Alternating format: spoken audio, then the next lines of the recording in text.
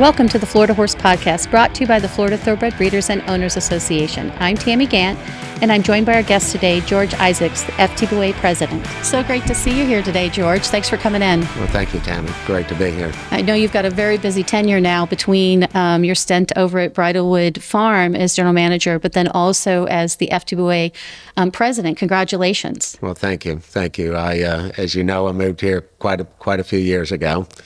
And, working in Florida and working at Bridlewood's been a labor of love over the years. And I've watched a lot of, very important industry leaders hold the position of president at the FTBOA. And I got to say in the back of my mind when I first moved here that I hope someday that I'd be given the opportunity and earn the opportunity. And I guess that day has come. So be careful what you wish for. But I'm glad to be in this role. Well, that's just wonderful. It's wonderful because you really have a legacy here, generations. And now just recently, the Acorn Award was awarded to Bridlewood Farm. So you're a person that knows that history so deeply. And how meaningful was that for the Malones and the farm to win that award, which is for land conservation? Well, again, as you know, having been at Bridlewood essentially since 1989, and I had a short, stint over at Mr. Paulson's farm, Brookside, for 4 years. But, collectively been at Bridlewood for, I guess, around 30 years altogether. Starting with the Appleton family who founded the farm in 1976. And we sold the farm to the Malones in 2013. And the Malones transitioned over as wonderful stewards of the property. But when I tell the story, the Appletons were just wonderful stewards of Bridlewood, and they certainly, when you think of Bridlewood, you think of the Silks with the red apple and with the Appletons, and they were a little bit like royalty in the racing community when they were always very well dressed, and they really enjoyed going to the races, and they really enjoyed the pageantry of horse racing and all the good things that you remember why we do what we do. And so when the Malones, agreed to buy the farm in 2013, I was able to, impart that, they could also transition and own a ready-made farm and a wonderful property. And we would try to recreate that same type of, symmetry and legacy for them if we possibly could. And so we rolled up our sleeves, and we've been working at that since 2013, and we've been represented by 2 Grade 1 winners already with, 2 horses that we purchased, but all the same, we started with 0 horses when the Malones purchased the property in 2013. So Taproot won the Belmont for us, which is an American classic, and Moonshine Memories won 2 Grade 1s out in California for us, and went into the Breeders' Cup as the favorite for the 2-year-old juvenile fillies that year. And ironically, we were beat by a Florida bred, Caledonia Road, of Peter Vesco's. So, we bought a Kentucky bred, but we got our butt kicked by a Florida bred. So there you go. Wow. But having, transitioning the Malones over into the Bridlewood property and as you know, the Malones are the single number 1 landowners in the United States, and they love conserving property. They loved owning property, and they're wonderful stewards of property because they've never sold 1 acre. So, and Mr. and Mrs. Malone both kind of live by the credo that if they can buy property that's contiguous to the mothership, so to speak, that they always do. So when they bought Bridlewood, it was 800 acres, and now it's 2,200 plus acres. There's a common theme that, just is interwoven through everything that they do. They're great, lovers of the land. They're great conservationists. They're great employers, and they just do a lot for the community as well. So they're wonderful people. So jumping off that legacy a little bit, because that rich history is there with the Appletons, who also have the Appleton Museum in town here that is in Ocala, that's it's a world-class museum run by the College of Central Florida. And so when you talk about that history, I mean, it's just right on the tip of your tongue. And so when you were appointed to be the chair for the Walk of Fame, which is a walk that you're trying to put down in the downtown Ocala area to introduce people that are not familiar with the horse industry and horse capital of the world. And so you were kind of tasked to that. So what does that look like for you? Well, I thought it was nice, as I recall, and kudos to you. You get a lot of credit for all this, but as I recall, the CEP reached out to the FTBOA to ask for their guidance on, how they could help establish a Thoroughbred Walk of Fame in downtown Ocala. And obviously there's been a renaissance in downtown Ocala and a revitalization of that area. And for them to reach out and give the thoroughbred industry, the Florida thoroughbred industry, a chance to memorialize that in a meaningful way, I thought was great. I thought it was, very good leadership on Kevin's part, on the CEP's part, that they would reach out to us, those of us in the know that could help guide them in this process. So, we very quickly formed a committee to, have enough people on that committee that would have, good input on the criteria that we would establish to develop the the Florida Thoroughbred champions. And so, you can help me with who's on that committee, but we came up with a criteria, and it was very important to me that we really established a very meaningful criteria. And we've had so many good, true champions from the highest sense of what champion means in our industry, from Florida. So, from my viewpoint, it should be, Florida champions that are actually in the Walk of Fame in Saratoga, New York. And so we started with those original 12 horses that are in the.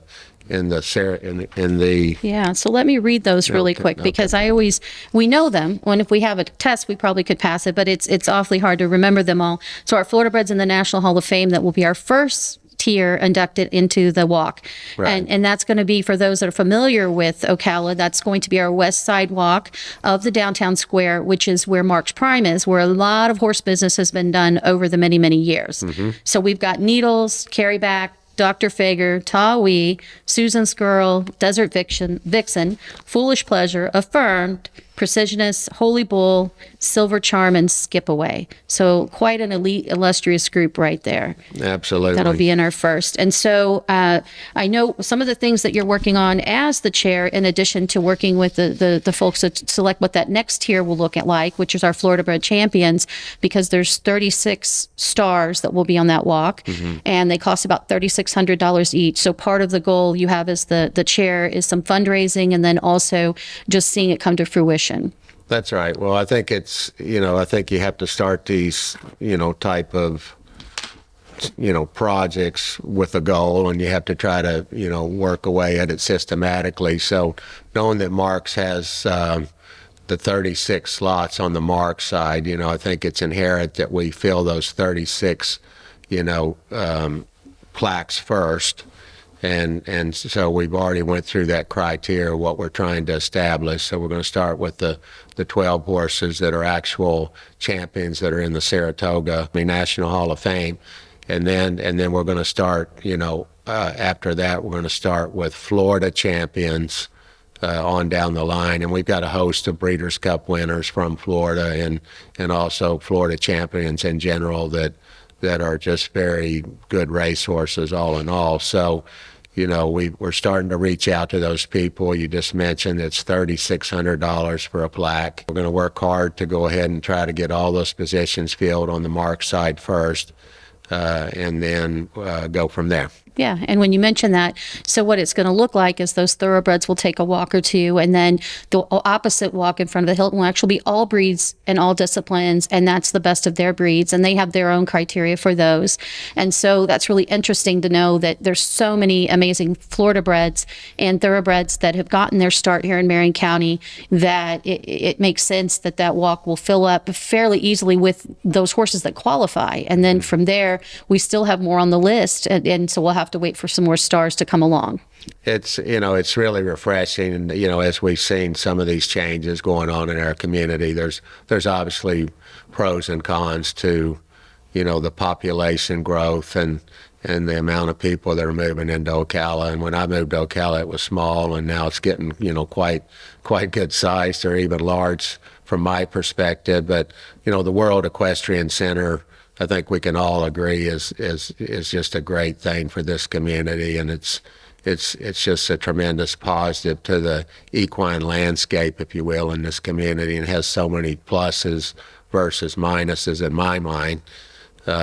So for that reason, and there's, let's go back to, Ocala being the horse capital of the world. Yep. We can say that the former executive director was smart enough to trademark that, so they can't take that away from us. And clearly, with all the different disciplines in this community, equine disciplines in this community, you can easily say that we are the horse capital of the world. Yeah, by sheer number of horses, by economic impact of 2.6 billion, in addition to, like you said, what World Equestrian Center did which was basically just kind of tell our secret that it's an amazing place where there's lots of amazing horse practitioners, a lot of champions, and then now our newest addition, that Walk of Fame. And so to kind of wrap up, our Walk of Fame will also have an app, so people that want to go on their phone, they can look at those different bronze stars and learn the history behind each horse, which is really the significant part, right? So they can understand that Needles won the Kentucky Derby in 1956, that put Florida breds on the map,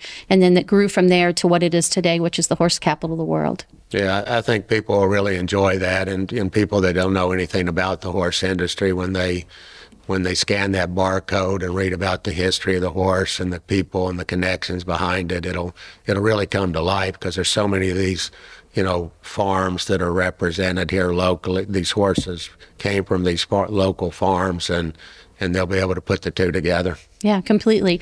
So, for one last moment, I have to put a plug in for my favorite on this Walk of Fame, which is Silver Charm. Is there one in that first list of 12 that really catches your eye? I know you've got some on the list down there for Bridlewood.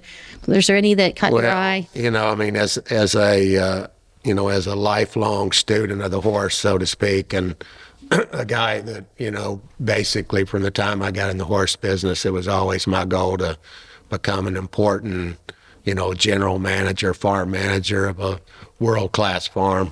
And, I think, I guess I can say that I humbly achieved those goals at Bridlewood, for a host of reasons. And we had so many good horses at Bridlewood over the years, and quite a few champions that will be represented on the Walk of Fame. They're not in the National Hall of Fame, but they were certainly Florida champions, and Bridlewood will proudly buy them a plaque on the Walk of Fame downtown, and you'll learn, to be continued. You'll find out who those are. They have a special place in your heart. They certainly have a special place in my heart. But that being said, when I first moved down here, and of course, as a young horseman, I was always in awe of John Nehru and Tartan Farm. And, over the years, I got to meet John and became friends, and he actually sent me horses of his to raise at Bridlewood when he was retired, and getting to know him. So when I look at the horses that he was associated with, and as D. Wayne Lucas says, in horses, there's three ingredients that you look for in a horse, and that's speed, speed, and speed. And so, Dr. Fager is my favorite horse on that list because of that reason, and he's got a cool story in himself. So I would have to say Dr. Fager would be the horse that appeals to me on the list. I think that's a great way to end it. Dr. Fager, the world's fastest horse at a mile, set that record in 1968 on dirt, still stands today. Thank you for coming in, George, and we are very excited about your presidency and what we'll see in the future. Well, thank you. Thanks for having me.